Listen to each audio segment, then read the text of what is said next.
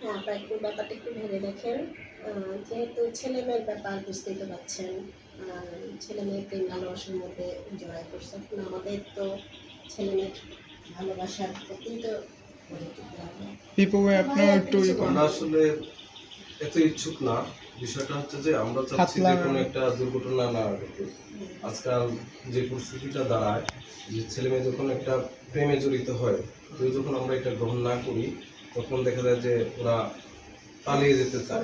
এটা আসলে ছেলের পরিবার, মেয়ের পরিবার, সব পরিবারে একটা ঝামেলা এবং মান সম্মানের একটা ভয় আছে।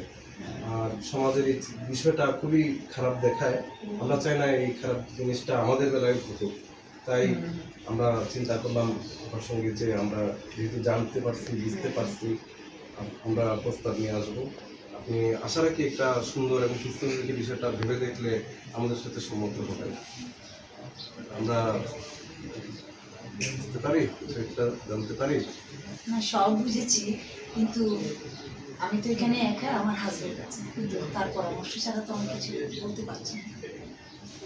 ওকে কাট ইট।